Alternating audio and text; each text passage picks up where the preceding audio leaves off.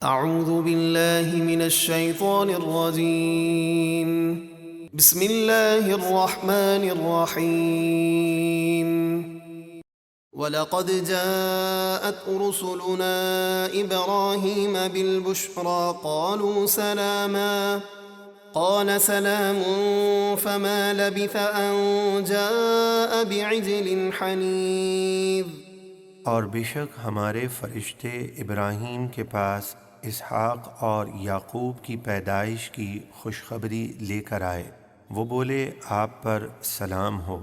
ابراہیم نے فرمایا تم پر بھی سلام ہو۔ پھر ابراہیم نے کچھ دیر نہ کی کہ ایک بھنا ہوا بچھڑا یعنی اس کا گوشت لے آئے۔ فَلَمَّا رَأَىٰ أَيْدِيَهُمْ لَا تَصِلُ إِلَيْهِ نَكِرَهُمْ وَأَوْجَسَ مِنْهُمْ خِيفَةً قَالُوا لَا تَخَفْ إِنَّا أُرْسِلْنَا إِلَىٰ قَوْمِ لُوطٍ۔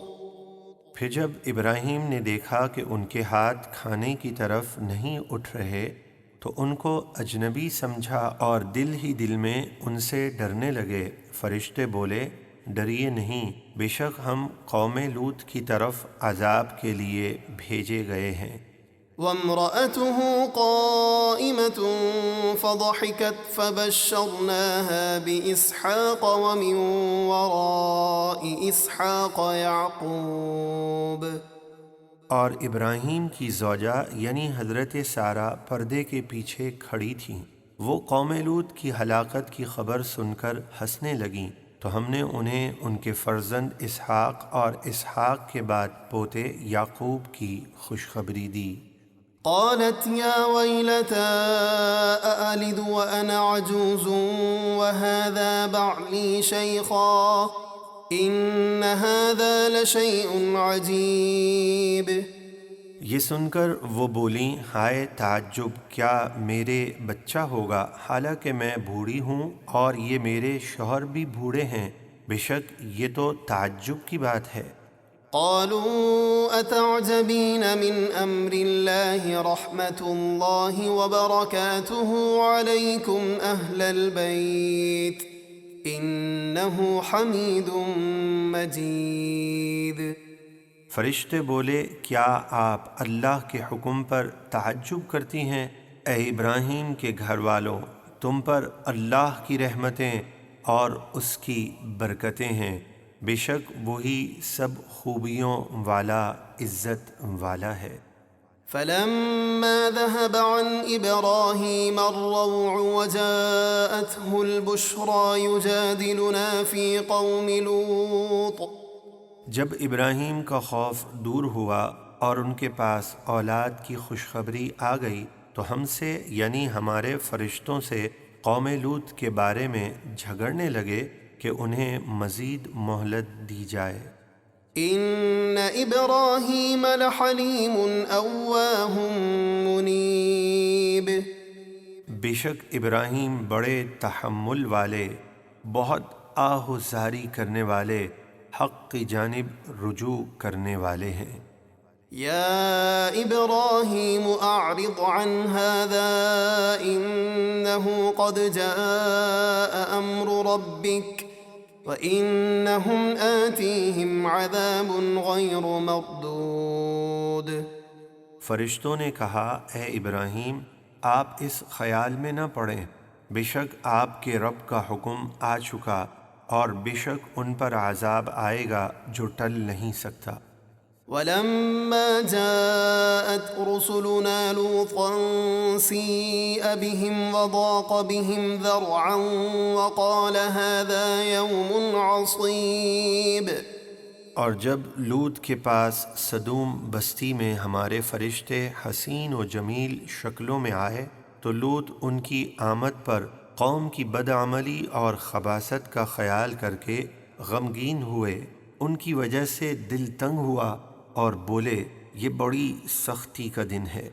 وجاءه قومه يهرعون إليه ومن قبل كانوا يعملون السيئات قال يا قوم هؤلاء بناتي هن أطهر لكم فاتقوا الله ولا تخزوني في ضيفي أليس منكم رجل رشيد۔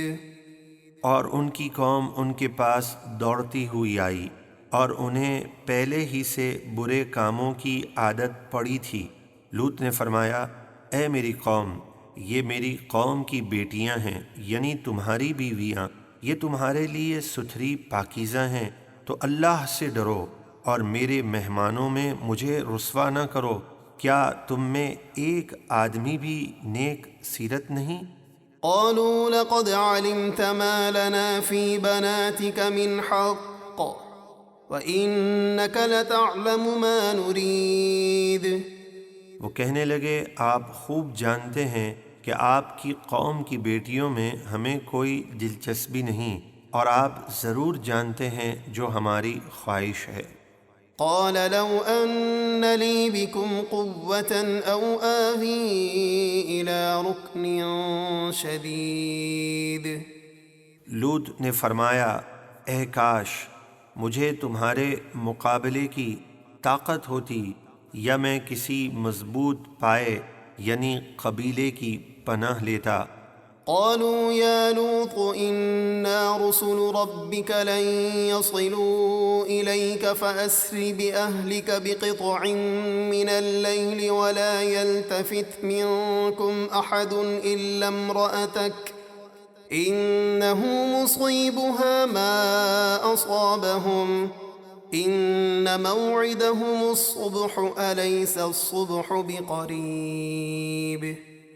فرشتے بولے، اے لوط، ہم آپ کے رب کے بھیجے ہوئے ہیں، وہ نقصان پہنچانے کے لیے ہرگز آپ تک نہیں پہنچ سکتے، تو آپ اپنے گھر والوں کو راتوں رات یہاں سے کہیں دور لے جائیں، اور تم میں سے کوئی بھی پلٹ کر نہ دیکھے سوائے آپ کی بیوی کے، کہ اسے بھی وہی عذاب پہنچنا ہے جو انہیں پہنچے گا۔ ان کے عذاب کا وعدہ صبح کے وقت ہے، کیا صبح قریب نہیں؟ فلما جاء أمرنا جعلنا عاليها سافلها وأمطرنا عليها حجارة من سجيل منضود مسومة عند ربك وما هي من الظالمين ببعيد۔ پھر جب ہمارا عذاب آیا تو ہم نے اس بستی کے اوپر کو اس کا نیچے کر دیا، یعنی اسے الٹ دیا، اور اس پر کنکر کے پتھر لگاتار برسائے جو آپ کے رب کی طرف سے نشان کیے ہوئے تھے، یعنی ہر پتھر پر مرنے والے کا نام لکھا تھا، اور وہ پتھر ظالموں یعنی اہل مکہ سے کچھ دور نہیں۔